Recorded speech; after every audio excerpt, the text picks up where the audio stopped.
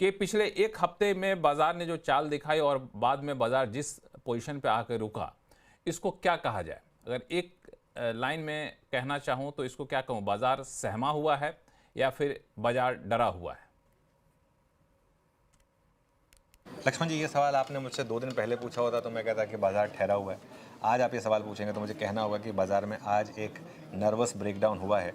और ये इसलिए मैं कह रहा हूँ क्योंकि थोड़ा सा अर्निंग्स लेड है ये। आप देखिए, बाजार चल रहा था 1 महीने पहले, एक अच्छा मूव आया बाजार में। बाजार में थकावट कब से शुरू हुई? जब वो ऑटो सेल्स के डेटा आए उसके बाद, और उसके बाद जब कंपनियों के क्वार्टरली अपडेट्स आए। और एक चीज़ क्लियर हो गई थी कि ये जो Q1 का अर्निंग सीज़न है, इसमें आप बहुत ज़्यादा अच्छी रिकवरी की उम्मीद ना रखें। मार्केट की रैली खूब रैली थी कि Q1 का अर्निंग सीज़न अच्छा होगा, लेकिन अब तक देखकर लग रहा है कि नहीं, इस बार भी वही होने वाला है। कुछ कंपनियां इधर उधर अच्छे नंबर ले आएंगी, लेकिन एग्रीगेट लेवल पर इकॉनमी शायद अभी भी पटरी पर नहीं आई है। इंडिया इंक अभी भी शायद पटरी पर नहीं आया है, और इस वजह से मार्केट ने वो ब्रेकडाउन दिखाया।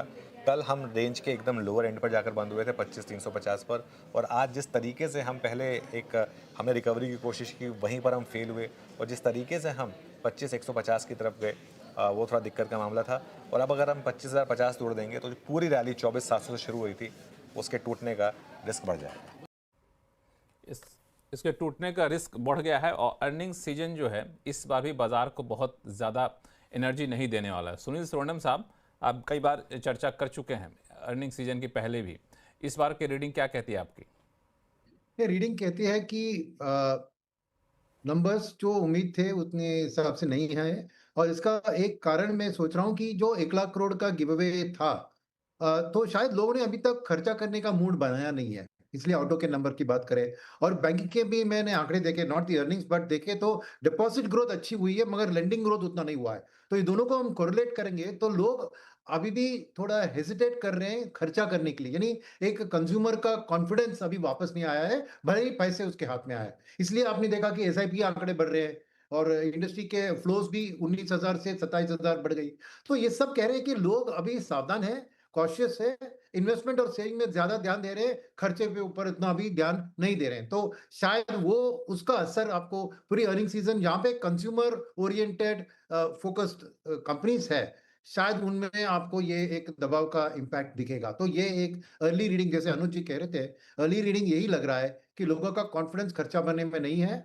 और उसके साथ जो इन्फ्लेशन की कटौती हो रही है ना, शायद कॉर्पोरेट्स को उसका एक कॉस्ट का बेनिफिट तो दिखना चाहिए, मगर सेम टाइम एक फ्रेश इन्वेस्टमेंट के लिए भी उनको, अगर लो इन्फ्लेशन है तो फ्रेश इन्वेस्टमेंट का भी सोचेंगे, क्योंकि अनलेस सबको एक नॉमिनल ग्रोथ बढ़ती है देश में, अब खर्चा उतना नहीं बढ़ेगा। तो ये एक नेगेटिव इफेक्ट ऑफ इन्फ्लेशन मैं कहूंगा, क्योंकि इन्फ्लेशन नहीं होता है तो क्या होता है कि वो एक कॉर्पोरेट्स को भी एक कॉन्फिडेंस नहीं होती है कि फ्यूचर की ग्रोथ अच्छी आएगी। Normally EPS growth nominal GDP growth से कोरिलेट होता है। तो शायद वेट एंड वॉच, अभी बहुत अर्ली डेज है, बस 1-2 दिन ही हुए हैं, मगर इनिशियल आउटलुक ऐसे ही लग रहा है कि थोड़ी अर्निंग सीजन की जो उम्मीदें थी शायद उतनी अच्छी नहीं आएगी।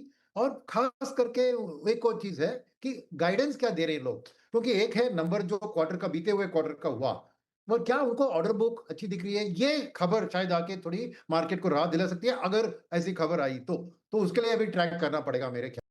आज की गिरावट के पीछे भारतीय बाजारों का रीज़न तो आपको पता ही होगा कि भारतीय बाज़ारों में किस रीज़न से गिरावट देखने को मिली। लेकिन जो फ़िलहाल भारतीय बाज़ारों की स्थिति है, कल तक तो भारतीय बाज़ार एक ठीक ठाक रेंज में ही कारोबार कर रहे थे, जो कि 25,400 से लेकर 25,600 के रेंज थे, यानी कि कुल मिला के 200 पॉइंट के रेंज में ही पिछले कुछ दिनों से भारतीय बाज़ार चलता हुआ नज़र आ रहा था, और वेट कर रहा था Q1 के रिजल्ट का। लेकिन जैसे ही Q1 के TCS के नजर आना चालू हुई, भारतीय बाज़ारों को तगड़ा झटका लगता हुआ नजर आया है। आज जिस प्रकार की गिरावट भारतीय बाज़ारों में है, उसके पीछे सबसे ज़्यादा जो रीज़न है, निफ्टी के 25,150 के लगभग की क्लोजिंग, और 5 रीजन जो कि भारतीय बाज़ारों में गिरावट का कारण बने हुए हैं। सबसे पहले रीजन की बात करें तो आप देख सकते हैं कि भारतीय बाज़ार सबसे पहले जो वीक TCS Q1 के नतीजे थे, उनकी वजह से सबसे बड़ा झटका लगा है।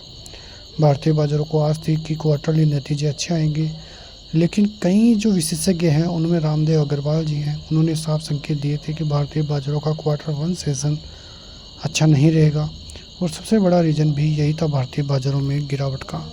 दूसरे बड़े रीज़न की बात करें तो ट्रंप का न्यू टैरिफ प्लान है, इन्वेस्टर्स को उसकी भी चिंताएं हैं। इंडिया और अमेरिका में एक मिनी ट्रेड डील होनी थी, बहुत दिन होने के बाद भी अभी तक भी कोई नतीजा नहीं आया है, नतीजा नहीं निकला है कि वो डील किस प्रकार से होती हुई नज़र आएगी, और उसकी वजह से भी इन्वेस्टर्स जो है बहुत वरीड होते हुए नज़र आए हैं। तीसरा जो सबसे बड़ा कारण है वो है globally market weakness. Globally market भी इतनी ज़्यादा तेज़ी देखने को नहीं मिल रही है, वहाँ पे भी धीरे धीरे करके स्लाइड सी मार्केटों में देखने को मिल रही है। और इस गिरावट के पीछे का कारण आपको पता है कि किस प्रकार की अर्थव्यवस्था उन कंडीशंस उन देशों की होती हुई नज़र आ रही है। तो ये भी एक बड़ा कारण जो है भारतीय बाज़ारों के गिरने के पीछे रहा। उसके अलावा भारतीय बाज़ारों के पीछे गिरने का ये भी कारण था कि जो रसिया पर सैंक्शन लगे हैं उसकी वजह से भी कुछ ना कुछ इम्पैक्ट भारतीय बाज़ारों पर भी पड़ता हुआ नज़र आया है। तो ये सभी चिंताएं भारतीय बाज़ारों की तरफ से फ़िलहाल तो देखने को मिल रही है। लेकिन एक और सबसे बड़ी चिंता का विषय एफआईएस को लेकर भी है। भारतीय बाज़ारों में एफआईएस की सेलिंग का होना सबसे बड़ा प्रेशर भारतीय बाज़ारों पर डाल रहा है। आपको पता है कि पिछले जो सितंबर का महीना था तब से एफआईएस की सेलिंग चालू है। एफआईएस करीब 3.5 लाख करोड़ से ज़्यादा का माल भारतीय बाज़ारों में बेच चुके हैं। और उसके बाद भारतीय बाज़ारों में एक बार लगा था कि भारतीय बाज़ार बाइंग की तरफ जाते हुए नज़र आ रहे हैं, अच्छी खासी बाइंग देखने को मिल सकती है, लेकिन ऐसा कुछ भी देखने को नहीं मिला और सेलिंग ही भारतीय बाज़ारों में अब लगातार देखने को मिल रही है। आज बहुत दिनों बाद एक बड़ी सेलिंग देखने को मिली, करीब 5,000 करोड़ से ज़्यादा का माल एफआईएस ने भारतीय बाज़ारों में बेचा है। और इस महीने की सबसे ज़्यादा सेलिंग भी यहाँ पे ही देखने को मिली है।